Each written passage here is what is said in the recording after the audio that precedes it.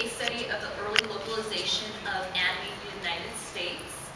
And we're going to focus on the history of Sailor Moon in the US, particularly the anime. So it's more focused with the anime in the US. And we're also here to share the laughter of our childhood and to share memories. So one of my favorite parts of this panel is showing clips from the original Geekta. And Norton is a jerk. He doesn't like Sailor Moon. Okay. Sailor Moon 101.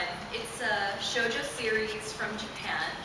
The anime, compared to the manga, borrowed a lot of Super Sentai themes. So you had the monster of the day, you had the victim they had to help out. So they borrow a lot of things. You have the colors, you have the transformation sequences. There's a lot that says Sailor Moon, the anime, shares with a lot of Sentai themes. And they even changed the costumes from manga to anime. Slightly. Slightly. Also, let's see. And we all know the basic story. It's about a junior high school girl who transforms into a superheroine while she's trying to grow up. Okay, so Sailor Moon comes to America. How does this happen? Well, one of the first things to get Sailor Moon to America was not the anime itself, but just the whole concept, I guess you could say. So a company over in San Fernando Valley, two makers, they're now defunct, they created a live-action teaser that based some of, I'll just play it. Yeah. This is like a classic clip. If you haven't seen this, prepare to be amazed by what Sailor Moon could have been. I'm scared now. Oh, yeah. So It should be. Exactly afraid.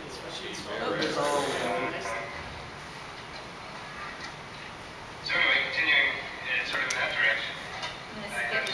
is there a way to dim the lights? This is the guy introducing it at Anime Expo, what year? Like Anime Expo late 90s. It's like Anime Expo 98 or 99. Here we go.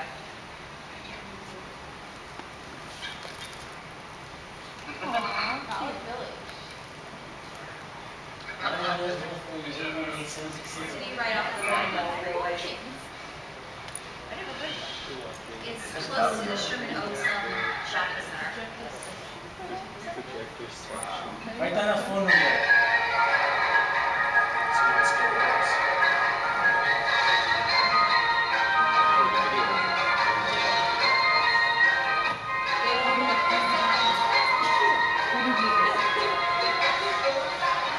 Ugh.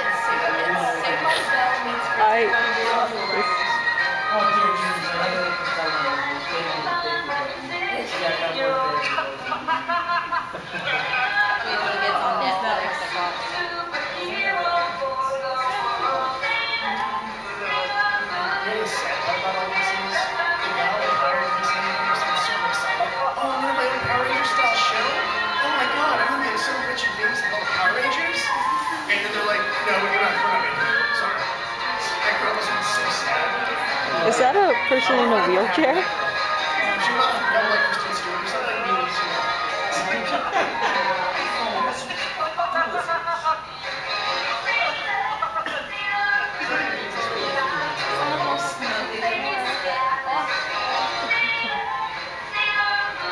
Oh, come on! Why are they always dancing? Because they're very happy. It's Japanimation. They always dance in Japanimation. It's like Bollywood flick. Can I say it's a live action? Oh, God.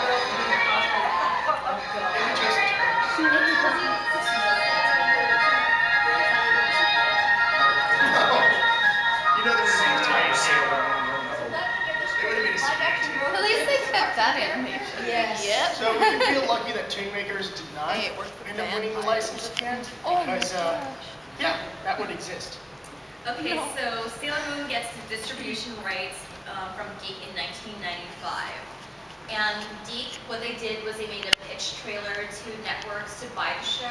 And we actually have that pitch trailer with us.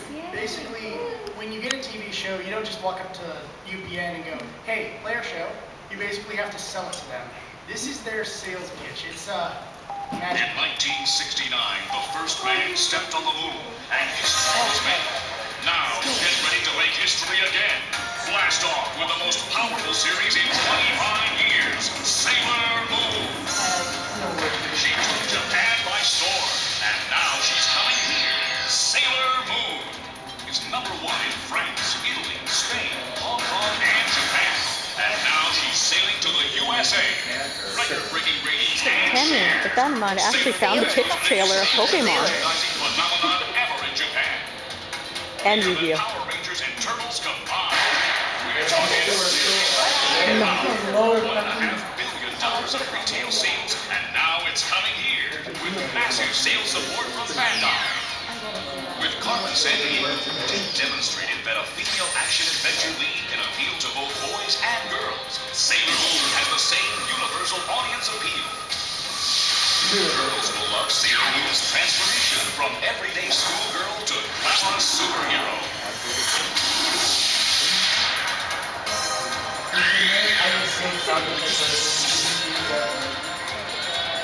Boys will love the non-stop action. This is an action-adventure series that will blow your mind. I like this stuff. With powers granted by a celestial guardian named Luna, who takes the form of a black cat, and with the magic of her secret incantation, Moon Power, an ordinary high school girl named Victoria transforms into a superhero known as Sailor Moon! her friend Blue becomes Sailor Mercury! her friend Sarah becomes Sailor Jupiter! her friend Dana becomes Sailor Mars! her friend Carrie becomes Sailor Venus! the sailors are aided by a mysterious stranger known only as the Masked Tuxedo. Oh, whatever. Have a nice day. The sailors have sworn to protect Earth against the wicked Queen Beryl and her alien allies from another dimension. They come to take over our world, and only Sailor Moon and her friends can stop them. Oh, God. Moon Power! Over 90 million fans worldwide can't be wrong. Blast off for the moon. Sailor Moon. Coming this fall from... Okay, so Question. What? How many people are in the world? A lot? 7 million. Yeah, we like a million. 90 billion. I What? actually 90 million people. What? Did you also see the Sailor Moon Break remake of that trailer? Yes. No, I did I not. did see not this see Almost one. the same thing, except they like redubbed it and made it 10 times funnier. Oh God. Oh, awesome. We love to fight it. We are huge supporters of Sailor Moon Abridged. Okay, so when Sailor Moon came to the US, they had to make changes to make Sailor Moon appeal to more of a Western audience. So they changed a lot of the food names, like Shopal, Nigumon becomes Donut. Kanji lettering has like the Western characters. For example, Ray's spirit attack is removed and altered to like get rid of like this demonic imagery. However, somehow It'll scare the children. However, the show still takes place in Tokyo. Tokyo Tower is there. They even say Tokyo in the story, so. So they also had to change the names around to like sound more westernized. The only sailor to keep her original name was Sailor Saturn. That was later on in third season. Ray kind of keeps her first name the same, it's just spelled different. Okay. Also to make the show to appeal more to Western audiences, especially to like a kiddie demographic, they also had to change a lot of sexuality issues. Like Kunzai and Zoisite, originally a homosexual couple, they were Zoisite's gender had to be altered to female. Very, very flat-chested female. In Sailor Moon S, they had to change Neptune and Uranus as cousins, but they kept a lot of subtext still there. And there was this article in this Canadian newspaper, it's like, yeah, there's a show called Sailor Moon, but what's up with these cousins who seem a little bit too close? As it turns out, even Canada has an Arkansas. So there was also music changes. Geek made new background music. They kept the opening tune the same, but the lyrics altered to like, yeah, this this show's about Sailor Moon and fighting evil by moonlight. New songs were made for the show, and we also made some new image songs. Merchandising. Bandai had the license for America, Irwin had the license for Canada. And these were the original Sailor Moon Adventure dolls. I have them. I have them too. If you notice, like, if we have any cosplayers in the house, like, no, some of them are on regular shoes. Because originally, Bandai, they were afraid that parents might complain if they were wearing like high heels and a short skirt. As opposed to Barbie, who wears high heels and a short skirt. They might be a little bit too controversial, like, oh no, prostitutes, it's too sexy for my daughter. Magical prostitutes. And Yeah, no one can say about Barbies. Magical prostitutes. Magical prostitutes that fight the evil pimps. Brilliant! Yeah, but they actually released a second wave of dolls where they changed the shoes directly to the correct shoes. Didn't they also add a really prominent nose to the second wave?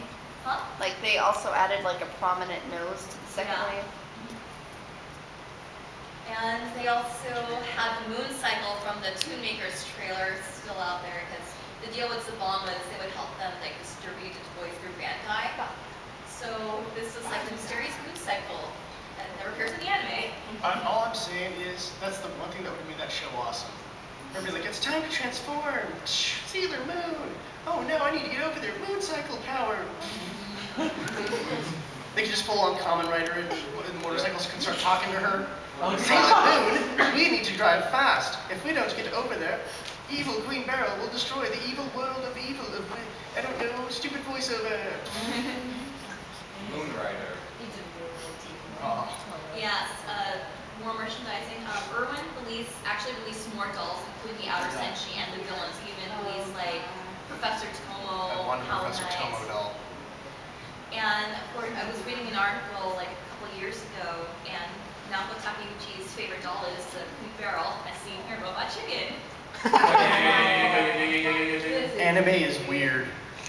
Other Sailor Moon merchandising, Cardzilla used to have collectible cards at Toys R Us where you deposit like 25 cents and they would give you a card and you like trade it with your friends. I had a lot of those too. I was really bummed out when the Sailor Moon trading card machine was replaced by a masquerade one. We actually have the card here in CDs. I feel so part of the history now. It's okay, Rami, it's only Masquerader. Okay, good point. Not only. We had two That was books Kamen Rider Black, to come out to the US, 3 CDs, 2 soundtracks, and one that had the background music. One of Visa released in VHSs back in the early days, and the manga was released by Magazine that we now know today as Tokyo Pop in the early 2000s. And also, Viz actually have the comic version too. No, they actually. The impact of Sailor Moon.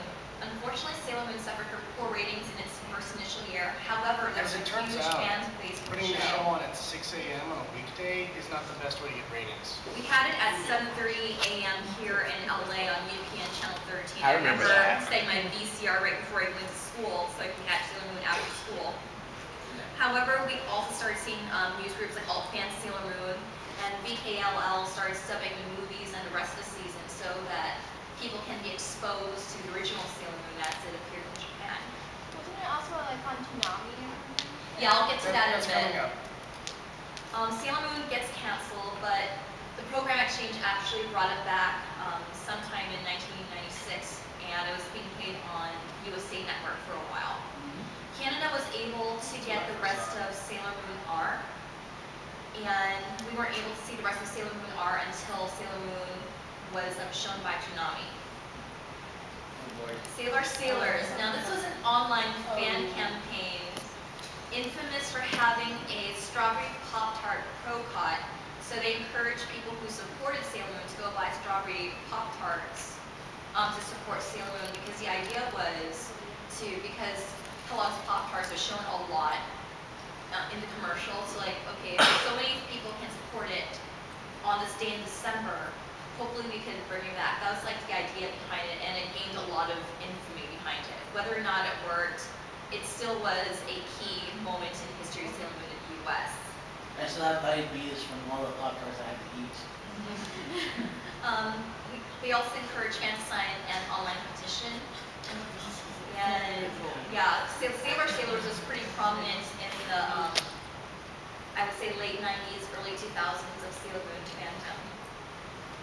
And then Sailor Moon is broadcasted on Toonami. So we were able to get Sailor Moon S, Super S, airs on Toonami. And We also had movies licensed. Some of the original voice actors reprised the role, some of them had to be recast. And they actually kept the background music from the original Japanese. And of course, as I reiterated before, Ernest and Neptune were changed from being a lesbian couple to very, very close cousins. Sailor Moon and anime fandom. Fandom is still going strong. Sailor Moon has been a gateway anime to a lot of fans, so a lot of people who got into anime was because of Sailor Moon back in the late 90s. Well, that was one of the stronger anime titles. You had anime? Okay, never mind. Sailor Moon and the New Millennium. Let's talk about Sailor Moon today. Kodansha USA is re-releasing manga. Volume 3 of Sailor Moon is supposed to be out next week, so support the release. And we're also seeing a lot of new Sailor Moon merchandise. So you're seeing a lot of people at con wearing like Sailor Moon t-shirts. You're seeing a lot of merchandise at Hot Topic. Including that Sailor Moon costume they had for Halloween last year. Actually, not that bad. Yeah, it was. Yeah, I heard it was actually pretty decent. I just saw it at Hot Topic, therefore I made fun of it. My friend bought a shirt. It actually fit pretty well. I'll tell you that much right now. And now we're starting to also see a plethora of Sailor Moon fan films, like the one that was released about a month ago. He actually wants to make his own Sailor Moon fan film called Professor Tomo's Christmas Special. Done in like the style of those old like 1980s Christmas specials where it's the guys at home, it's like, ding dong, oh I wonder who that could be. Oh my, it's Sailor Mars, what are you doing in my laboratory? Will there be constant jingles down in the that? alley down the road. Now, will there be jingles in that special? I don't see it. But there will at least be like, I want to do that cheesiness of like, oh my, who that could be. Okay, so we also have So that Sailor won't be Moon our Bridge, fun unit. which is on YouTube. If you haven't had a chance to check it out, do it. And the future of Sailor Moon. Will stars ever be aired or see any light of day for licensing? Will Sailor Moon have another DVD release? Because ADV had it as a limited release. Subtitle only. A lot of people really want a definitive re-release, and that's currently up in the air right now. If you are anxious enough to try to find those ADV boxes, God, what would we find them at? Like $250? Amazon.com, and you would see the resale for, yeah, I would say over 200. At least over 200, yeah. That's about right. They are expensive boxes. So like a label. And right now, as far as we've been told, the rights for Sailor Moon for US release are in licensing hell right now. Apparently everyone's fighting over them, and there's issues involving probably some bad feelings about the original release and the changes made, etc., etc. Okay, so we're going to play some clips from the dub. I have another question. How come the original manga was not selling anymore? Like the mixed comics aren't selling. Tokyo Pop, after a while, they just became out of print. Basically, Tokyo Pop didn't think they would be popular anymore, so then when they were releasing other series, they started really clamping on for a while, with Chobits and Angelic Lair and a couple other clamp series at the time. MK, I think, no, MKR was his. They did a couple of, what is it? MKR is, okay, so I know they had a lot of clamp stuff, and that became one of their focuses, like, oh, girls will read clamp, and guys will read this horrible translation of Initial D. Thanks, Tokyo Pop. But Tokyo Pop's not around anymore. So, that's what you get for ruining Initial D. I also have another question. How come Stars was never dubbed? You want to fill that one? It was more of an issue with Toei bringing stuff to the US, so it's more of a distribution issue. Yeah, you can tell if you actually watch Stars that it has like a completely different animation style and everything. So Wasn't it also they couldn't hide the fact that they were guys that turned to girls? Yeah, there's also that gender too. issues probably part of that. Which is unfortunate for American fans, because then the last thing you get to see is Super S, and you're just like, Why? Why? Yeah. Who cares about Pegasus? It's stupid. It's sad because like Disney, the ending of Super is really depressing as well. Yeah, it's pretty sad. Okay, so we're going to start by playing my favorite part of the presentation, which is the clip show. So let's sing along to the opening theme. Which one? English or Japanese? This is all about the U.S., so it's the English version. Oh, I remember this one. Do you want me to Turn it the on. lights down? Here we go. Do you want me to turn the lights down? Yeah, and it's just By moonlight, reading love by daylight, never running from a real fight. She is the one named Sailor Moon. She never turns back on her friends. She's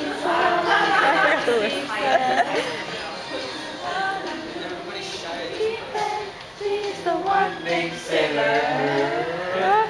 Sailor Venus, Sailor Mercury, Sailor Mars, Sailor Jupiter. We are. We forgot the line. I forgot the line. So help me, I forgot the line.